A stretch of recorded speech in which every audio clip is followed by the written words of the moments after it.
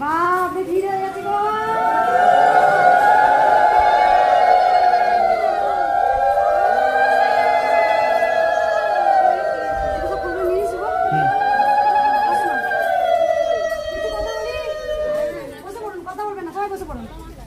বাতাসা কেন বেটা? আগে প্রথমে এত বাতাসা কেন? মানসিক কি মানসিক শুনি একবার আমি আপনাদের কথা শুনি তবে আমি বলবো। গ্যাস অম্বল হয়েছিল, ভালো হয়েছে। গ্যাস অম্বল তো ভালো হয়ে গেছে। আগে এসেছিলেন? হ্যাঁ, ওইখানে এসেছিলাম বর্ধমানে। কবার? গন্ডগোল হয়েছিল ওই সঙ্গে এসেছিলাম। তখন আমি ছিলাম? হ্যাঁ, এখানে ছিলাম। কতদিন মানে কবার এসেছেন মায়ের কাছে? একবার। একবারে। কোথা থেকে? দীঘা। দীঘা থেকে আসছেন? আমি দীঘা যাবো এবার। দীঘা একটু ঘুরে আসবো। সবসময় হ্যাঁদরা প্যাঁদরা ভালো করতে করতে নিজের বিরক্তি লাগছে। যাবো ঘুরতে, সোমবার যাবো দেখি।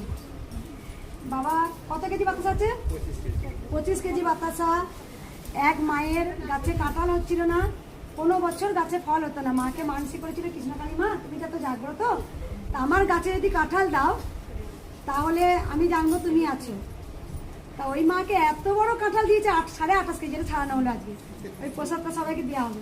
28.5 কেজি কাঁঠাল, এত বড়, মানে মা দেখিয়ে দিয়েছে। আর কার উপকার হয়েছে শুনি? আমি শুনবো, এক একটা দিকে শুনে নি, তারপর যাচ্ছি। বলুন।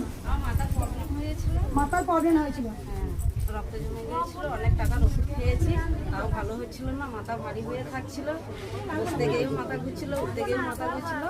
মার কাছে একবার এসেই মানে ইউটিউবটা দেখে মার কাছে এসে একবার সবাই চুপ করুন। মাকে দেখেই মানে আমার আর ছেড়ে যাচ্ছে। আগে এসেছিলেন? হ্যাঁ, একবার এসেছিলেন। সবাইকে বলি সবাই বসে পড়ুন, উঠবেন না কেউ, উঠবেন না, বসে পড়ুন, বসে পড়ুন সবাই, সবাই বসে পড়ুন, বসে পড়ুন, মায়ের বসে পড়ুন, বসে পড়ুন। খালি হাতে এলে ভরা হাতে যায়। একবার মায়ের কাছে এসছেন, মাথা ঘুরতো, মাথায় রক্ত জমে গিয়েছিল। কোথা থেকে আসছেন?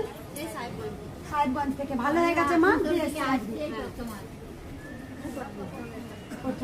আর কার উপকার হয়েছে বললেন? ওইটা দেখাবেন, একটা হাতে রাখুন, এমনি বলুন, মুখে বলুন, শুনবো। ওইটা এখন মুখে শুধু উপকারটা বলুন, বলুন। আমার সুগার হয়েছিল, হাই প্রেসার, মাথা যন্ত্রণা, ভালো হয়েছে। মার কাছে মানসিক করেছিলাম আমি পুজো দিব। আর 11 শাড়ি নিয়ে এসছেন? কোথা থেকে আসছেন? কোথা থেকে? দীঘা। দীঘা থেকে। আগে এসেছিলেন? হ্যাঁ, আগে কবার? আমার খাচ্ছি। একবারই এসেছিলেন? ভালো হয়ে গেছে? সুগার প্রেসার সব ছিল, ভালো হয়ে গেছে। আর বলুন মা, শুনি, শুনবো। আমার মেয়ে প্রথম মেয়ে হয়েছিল, মনে খুব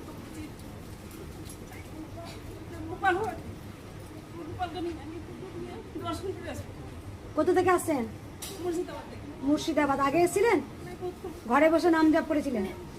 মা বলুন, আপনি ওইটা রাখুন, আপনি বলুন, মুখে বলুন।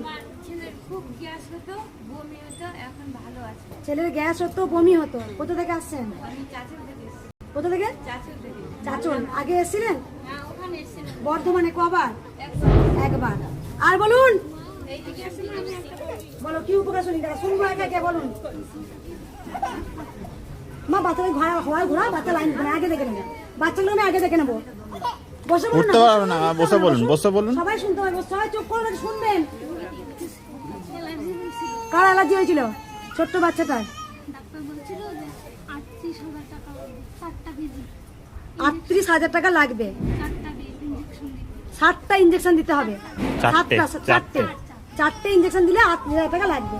তারপর মার নাম নিয়েছি, তারপর ভালো হয়ে গেছে। কোথা থেকে আসছেন? আসাম থেকে। আসাম থেকে আসছেন। আসাম গিয়েছিলাম। আর একটা মাস বলি চুপ করুন, আমি সবাই শুনবো। যেখানে বাচ্চাটার প্রচন্ড অ্যালার্জি হতো, আপনি আগে এসেছিলেন? ঘরে বসে নাম জপ করেছিলেন মোবাইল দেখে। আমি একটা কথা বলি, কিছু ভক্ত পশু এই 5-7 দিন হলো আগে এসেছিলেন, তিনি আমার সঙ্গে সেলফি তুলতে চাইছিলেন। আমি সেলফি তুলি না, আগে তুলতাম, আমি সেলফি তোলা বন্ধ করেছি। কেন করেছি? আমার কষ্ট হয়। একজনের সেলফি তুলে সবাই সেলফি তুলতে চায়, এতে কি হয় আমার সময়টাও নষ্ট হয়, প্লাস আমার কষ্ট হয়। সেই জন্য আমি কিন্তু সেলফি তুলি না। সেই ভক্ত মা বলতে বলতে আছেন, নিজে যখন ভিডিও করেন সেটা হয়, কিন্তু আমাদের সেলফি তুলবে না। আরে ভিডিও নেট দুনিয়ায় জয় কৃষ্ণকালী মায়ের যে ছড়িয়েছিলাম বলেই তো এত মানুষ এসে বলছে আমি এটা পেয়েছি মা, পেয়েছি। তা আজকে মানুষকে আসতে হয়নি খরচা করে, সে ঘরে বসে নাম জপ করেছে, মিরাক্কেল পেয়েছে, তবেই তিনি এসছেন মায়ের কাছে পুজো দিতে। তা সেটা ভালো করেছি না খারাপ করেছি? বল, আমি জানি মা তো তুমি অনেকবার এসছো, সত্যি মা যে মহা সতী সীতা, মা সীতা, রাম লক্ষ্মণ সীতা, সেই সীতাকেও ছাড়েনি এই জনসমাজ, ওনাকেও কাটাছেড়া করা হয়েছিল, ওনাকেও কলঙ্ক দেওয়া হয়েছিল। শেষকালে বসুমাতা না সহ্য করতে পেরে মাটি ফেলে তাকে নিয়ে নিয়েছিলেন, আমরা চিনতে পারিনি তাকে। তাই যুগে যুগে যারা আসেন জনকলে তাকে আমরা টপ করে চিনতে পারি না। অনেক ভক্ত বলেন আমার দুদিন, আমি ইচ্ছা করে দুদিন ভক্ত আমি দেখিনি, আমার ইচ্ছা করছিল না, কারণ আমার ইচ্ছার উপরে কেউ যায় না, এমনকি স্বয়ং মাও যায় না, আমার ইচ্ছার বিরুদ্ধে মাও যায় না। আমি জানি গোটা জগৎ থেকে মা আমাকে বেশি ভালোবাসেন, আমি জানি আমি নয়নের মণি, মায়ের আমি শ্বাস প্রশ্বাস, আমার যেমন মা শ্বাস প্রশ্বাস, যতবার শ্বাস প্রশ্বাস হয় ততবার মা আমার সাথে আষ্টে পিষ্টে জড়িয়ে আছেন। আমি দুদিন ইচ্ছা করে ভক্ত দেখিনি, আমি ঘরে গিয়ে চুপচাপ বসে আছি, কারণ কথা বলাতে অনেকটা কষ্ট হয়, আমার খুব কষ্ট হচ্ছিল, আমি চুপচাপ ঘরের ভেতরে চুপচাপ ছিলাম। ভক্তরা এসেছেন, এসে উনি শুধু একটা কথা শুভকে বা বাবাকে বলেছেন, আমি শুধু মা ঘুমিয়ে আছেন, আমি শুধু মাকে একবার দেখবো, মাকে একবার দেখবো আমি। তো আমি একটু দরজাটা খুলেছি, তখন এক ভক্ত বলছেন যে মা আমার সন্তান খুব চঞ্চল, দেখবো বলে।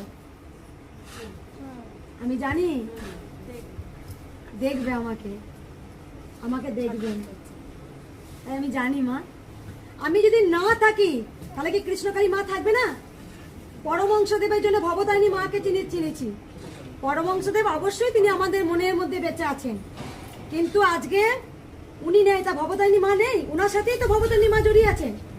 বামা খেপা, যার জন্য আমরা তারাপীঠে বড় মাকে চিনেছিলাম, বামা খেপা নেই, কিন্তু মায়ের চরণে আছেন, মায়ের চরণে আছেন। তাই বলে কি বামা খেপা আমরা তারাপীঠে পুজো দিতে যাই না? যাই তো, যাই। আজকে যারা ঘরে বসে নাম আমি তো ছড়িয়ে দিয়েছি, জয় কৃষ্ণকালী মায়ের জয়, এই মহামন্ত্র জপ করুন, তাতেই কাজ হবে আপনাদের। আমাকে তো মা বলেছেন বলেই তো বলতে পেরেছি, এটাই তো বড় কথা। তাই আমি যদি নাও ভক্ত দেখি, নাও যদি আসি, তাহলেও আপনাদের কাজ হবে ওই নাম মন্ত্রতে। মহাপ্রভু চৈতন্যদেব সত্যযুগ, ত্রেতাযুগ, কলিযুগ, দাপর যুগ, এই সত্যযুগ, ত্রেতাযুগ, দাপর যুগ, কলিযুগ, কলিযুগের শেষ অধ্যায়ে